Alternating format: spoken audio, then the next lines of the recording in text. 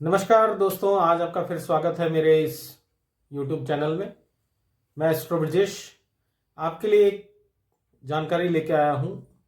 सभी को बड़ी उत्सुकता रहती है कि मैंने जो मकान बनाने के लिए ज़मीन ली है या मैं जो मकान बना रहा हूँ वो मेरे लिए ज़मीन शुभ है या नहीं है। तो आज एक छोटे से सूत्र से आप यह जान सकते हैं कि जो आपने ज़मीन ली है वो आपके लिए शुभ रहेगी या कैसा फल देने वाली है। हमारे पुरानी जो हमारा जो ज्योतिष है उसमें भी एक छोटा सा सूत्र है जिससे आप स्वयं जान सकेंगे कि यह जमीन आपको क्या फल देने वाली है या उसका उपाय क्या करना चाहिए। तो आज का हमारा जो विषय है वो है गृह निर्माण संबंधी जानकारी। दोस्तों, आपको पता होगा पहले जो हमारे पुराने समय के अंदर जो भी हमारा प्लॉट होता था, जो जमीन होती थी जिसमें हमें मकान बनाना है, उस मकान की जो लंबाई और चौड़ाई जो निकाली जाती थी वो हाथ से निकाली जाती थी कि इतने हाथ लंबा इतने हाथ चौड़ा, यानी कि लगभग 17 18 या 19 इंच के करीब का वो पैमाना हुआ करता था।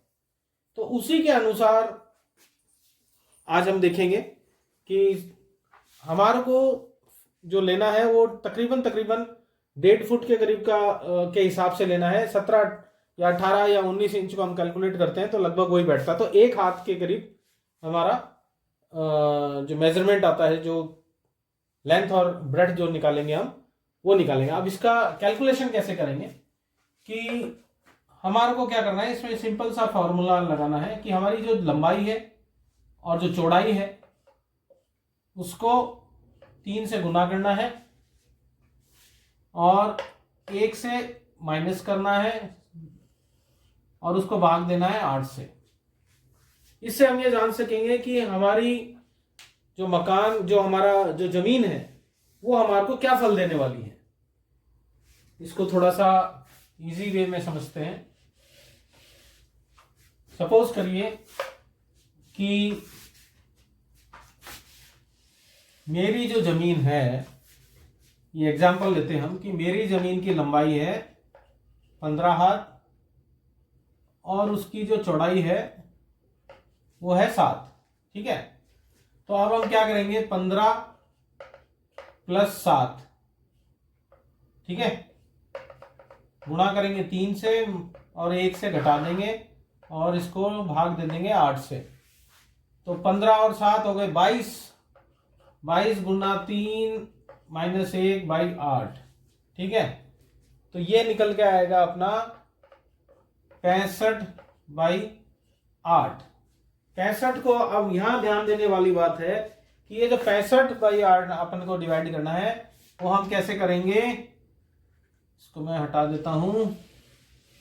जो ये निकल के आया 65/8, इसको 65/8, तो 8 8 8 से आता है 64, ये शेष रह गया 1। तो ये जो शेष लेना है हमारे को, यही इंपॉर्टेंट है। हमारे को शेष देखना है कि हमारे शेष में 0 बचा या 1 से लेकर 9 तक बचा, ये क्या बचा। आपके नहीं समझ में आया तो एक बार और अपन इसको देख लेते हैं, दोबारा से आपको इजी रहेगा। कि किसी प्लॉट की लंबाई है 150/70, तो हमारे को उसको प्लस कर देना है, गुणा कर देना है 3 से और घटा देना है 1 से और डिवाइड कर देना है 8 से। अब ये कितना आया, 150/70 और 3, ये आया 659 को भाग देंगे 8 से। ठीक है, अब हमको ये देखना है कि शेष क्या बचता है। ये आप कैलकुलेशन आप कैलकुलेटर से करो, किससे भी, जिसे मर्जी हो उससे करो। 659 को हम जब 8 से करते हैं तो ये कैलकुलेटर के हिसाब से 82 से 656 आता है, शेष बचता है 3। तो हमारे को ये 3 जो लेना है वो उसके हिसाब से हमारे को पता लगेगा कि हमारी जो जमीन है वो हमें क्या फल देने वाली है। अब आप ये कहेंगे आपने इतनी जल्दी कैसे निकाल लिया, तो मैंने कैलकुलेटर से निकाल लिया, आप भी कैलकुलेटर से निकाल लीजिए।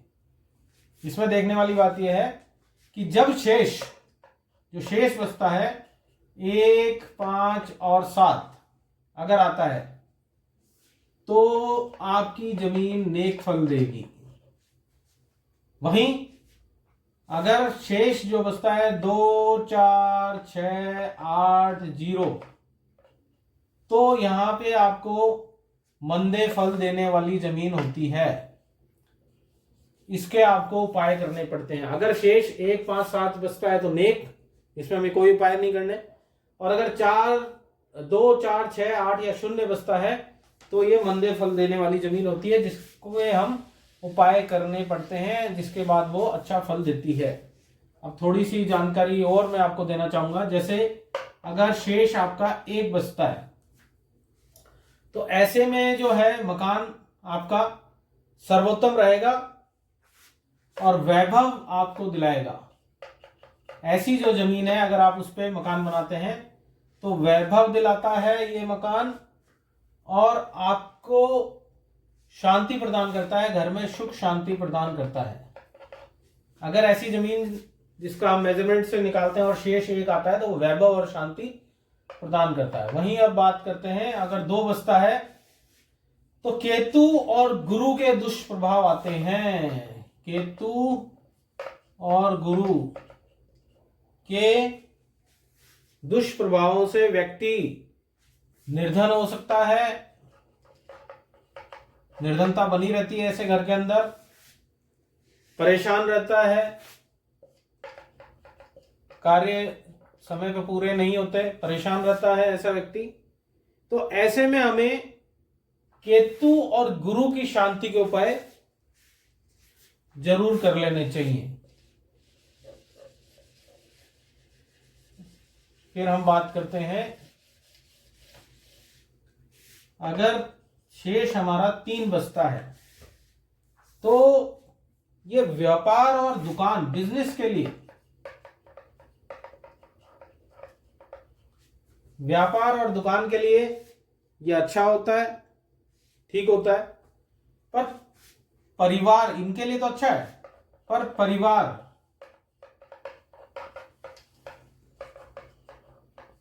और बच्चों को हानि भी देता है।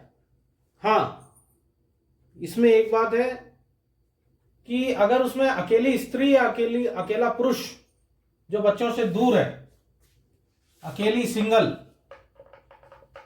वुमेन या आदमी हो, मैन या वुमेन कोई भी हो, तो उसके लिए ये ठीक रहेगा। बट अगर आप फैमिली के साथ हैं, परिवार के साथ हैं, तो परिवार और बच्चों को अच्छा फल नहीं देता। अब हम बात करते हैं कि अगर शेष 4 बचता है तो कैसा रहता है। ये कैसा रहेगा कि परिश्रम हमारे को देगा, कठोर परिश्रम करवाएगा और आदमी जो है वो अपना जो खाना है ना, खाना कभी समय पे नहीं खा पाएगा, समय पे इसको खाना भी नसीब नहीं होगा। ऐसे में इसको चंद्र और शनि के उपाय फल देंगे, तो इसका उपाय करेंगे तो ये मकान अच्छे फल देगा। नहीं तो इनका जिंदगी में परिश्रम लगा रहेगा, आदमी भाग दौड़ में लगा रहेगा, ऐसे व्यक्ति को खाना भी नसीब नहीं होगा समय पे। अब सपोज करिए शेष आता है 5, तो ऐसी जो जमीन होगी वो पत्नी के लिए, बच्चों के लिए बहुत शुभ होगी। पत्नी और बच्चों के लिए शुभ होगी। आपकी समाज में मान सम्मान की प्राप्ति होगी और आपके सभी सुखों में वृद्धि करेगा, सभी सुखों में ये वृद्धि करेगा। तो जिसका शेष 5 आता है वो जमीन मकान बनाने के लिए बहुत उपयुक्त है, बहुत अच्छे फल देती है। वहीं अब बात करें अगर शेष 6 बचता है तो ऐसे जो जमीन है उस पर अगर मकान बनाते हैं तो आपने बहुत सी जगह सुना होगा कि मकान बनते बनते ही उनके पिताजी की मृत्यु हो गई या माताजी की मृत्यु हो गई, या फिर मकान कंप्लीट होने के बाद साल भर में ही माता या पिता की मृत्यु हो जाती है। तो ये जो शेष बचता है वो 6 जो बचता है वो माता पिता के लिए अच्छा नहीं होता, उनकी आयु के लिए अच्छा नहीं होता। फिर ऐसे में मित्रों से झगड़ा करवाता है ऐसा मकान, शुभ फल नहीं देता। और व्यक्ति जो है वो एकाकी प्राणी होकर रह जाता है और हर चीज में उसको परेशानी देखनी पड़ती है। ऐसे में वो एकाकी प्राणी हो जाता है, उसका कोई साथ नहीं देता।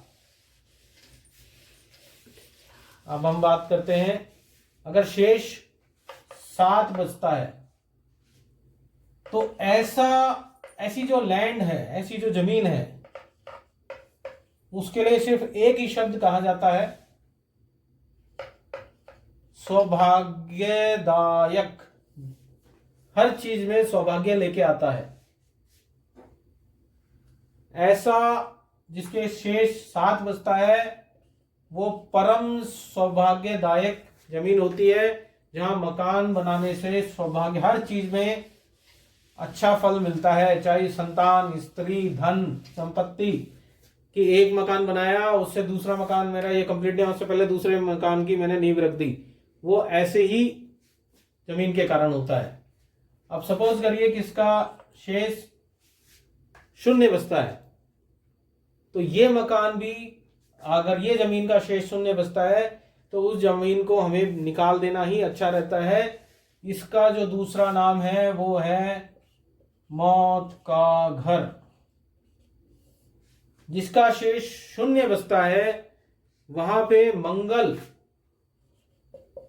मंगल और शुक्र दोनों ही नेगेटिव रहते हैं, जो कि हर चीज में आपको नेगेटिव फल देते हैं। आपको पता है जो मंगल ग्रह है वो भूमि भवन का कारक होता है, जब यही नेगेटिव हो गया, या शुक्र है जो लग्जरी का कारक होता है वही नेगेटिव हो गया, तो और कुछ रह नहीं जाता। ऐसी जमीन के ऊपर मकान कभी भी नहीं बनाना चाहिए और उसको सेल कर देनी चाहिए। कम से कम आप तो सेफ रहेंगे। जिसका 0 आता है ऐसी जमीन को मकान बनाने के लिए अवॉइड करना चाहिए।